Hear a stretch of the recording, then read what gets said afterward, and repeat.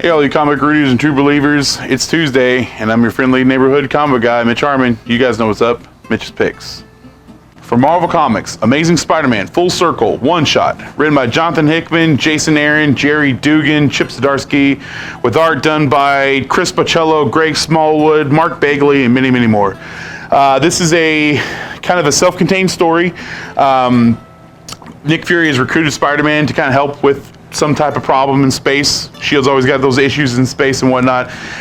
Whereas this one, usually it's just written by one person or maybe two collaborating together, and that's about it. This book is actually 7 different writers, all picking up where the last one kind of left off. A little bit of a round robin type of thing, if you will.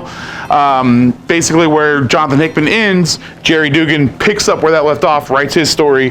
Where he ends, Nick Spencer picks up, goes with it, so on and so forth. It is all self-contained for that matter, but it's a very interesting book. Plus you get a lot of different samples of writing and art. Many different, I think there are like 7 or 8 different stories in this, but if you're a big fan of the Spider-Man or just like a good long story, guys, this one's for you. Check it out. From DC Comics, DC Year of the Villain, Black Adam, written by Paul Jenkins, art done by Inaka Miranda. Keeping tune with all the other Year of the Villain one-shots, this follows Black Adam. Although the other one's kind of been tying in more so with the Year of the Villain stuff, this one kind of indirectly kind of ties into the Batman Superman story, although I think that is part of the Year of the Villain stuff.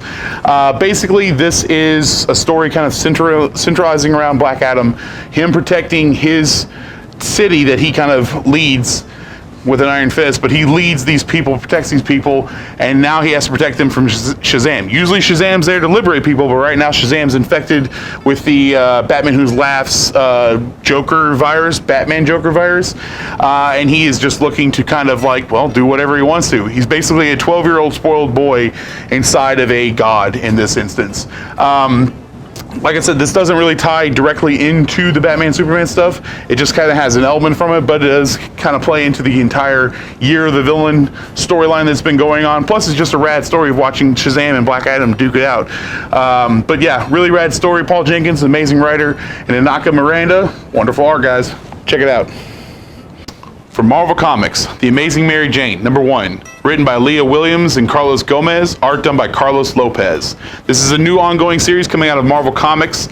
Mary Jane is pursuing her acting career, and she's on the set of Cage McKnight's, I believe is the director's name, his newest movie, where she's starring as the main protagonist in this. Well, actually, she's more of like a backup protagonist to the main protagonist. But you know what? The point is she's not on set and working in a movie, but she's not a big fan of some of the lines and some of the story doesn't quite make sense. So she goes and hunt down Cage McKnight, only to come to find out that it's actually Quentin Beck, who not really turning over his evil villainous ways. However, he does consider this movie he has written to be his magnum opus, so to speak.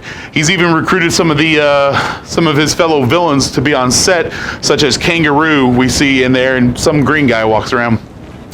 But Mary Jane seems to, after a little conversation with Cage McKnight, otherwise known as Mysterio, she comes to find out that maybe this movie might not be so bad. She kind of gets into this, making some slight changes here and there, but you kind of see the conviction from Mysterio at that point. And everything looks pretty swell. Even Peter Parker, he's okay. Well, he doesn't really know it's Quentin Beck, but he's okay with being on the movie set and all this other stuff, so it seems to be going well for her. Surely, though, nothing can go wrong, right? Not like an appearance of a new Sinister Six or anything like that to kind of throw a wrench into this scene. This is, like I said, a new ongoing series. Leah Williams, I know she's done stuff for Marvel. I'm not too familiar with the books. I want to say Silk, but I feel like I'm wrong on that. But wonderful art as well. Great Humberto Ramos cover.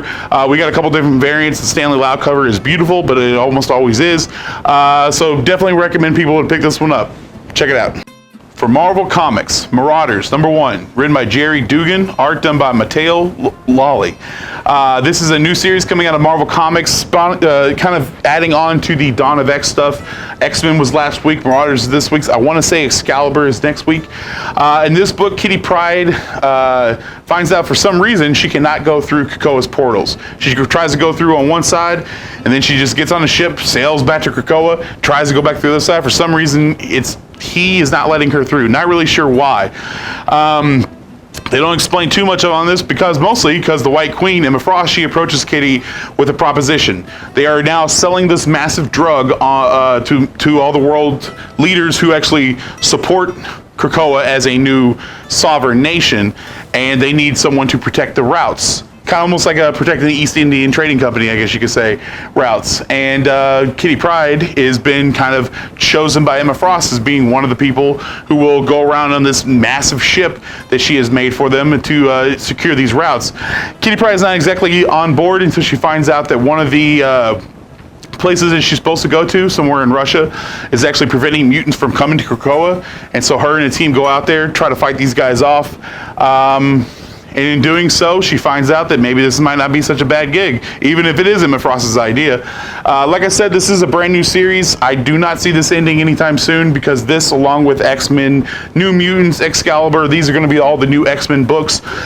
So if you have any interest in any of these characters, and I think there's actually even some characters that are going to be joining this that aren't exactly on this cover or even in this book, we will see them kind of show up later on in this as well. I think maybe Nightcrawler might be joining this team. I'm not entirely sure, guys, but it's a really rad book. I wasn't really sold on this one until I actually read it.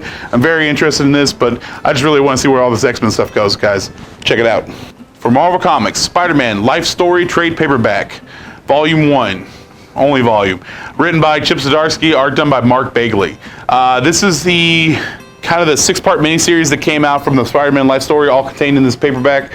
Basically, for those of you that don't know about the Life Story, it is Spider-Man through the decades, however he actually ages in each one of these decades. So it starts in the 60s, then you have the 70s, 80s, 90s, 2000s, and then 2010s. And by the 2010s, Spider-Man is like 70 years old, the old decrepit man. But everyone else in the Marvel Universe kind of slowly ages in this process as well. Kind of taking some of the classic stories like Kraven's Last Hunt or the Clone Conspiracy, kind of mixing them around a little bit, making some changes that make sense in this universe. But it's a really great story. Chip Zdarsky, I always see him as like a funny writer because I just know him from like Sex Criminals and then that Captara series that he did. This is a really well-written story, and it's got wonderful Mark Bagley art in it as well. And it's also just an interesting perspective on Spider-Man, or any superhero for that matter, to actually see them age through the decades as opposed to them just always staying in their late 20s, early 30s. But this is all self-contained. I don't think they're going to come out for a second one. If they do, it's going to go off in a different direction because the way this one kind of ends, not going to spoil anything for people. But it's a really rad read and wonderful art to look at. So check it out, guys. That's all my picks for this week, everyone. Don't forget, this weekend, 26th, we're going to be doing a trunk or treat / Halloween Comic Fest here. It's going to be from 7 to 9. We'll have 11 people, I believe, set up outside. They're going to decorate their trunks, handing out candy. We'll have candy in here we're going to be handing out. We all will be in costumes. It's going to be surprised what we are. I guess it's not that big of a surprise. But it's going to be a lot of fun. We also will have sales. Check out our Facebook page for the details on the sales and whatnot. It's going to be a lot of fun here, guys. Kind of a Halloween before Halloween here at the destination. So come by and check that out. Like I said, that's all my picks for this week, everyone. Keep reading your comics, true believers. See you guys next week.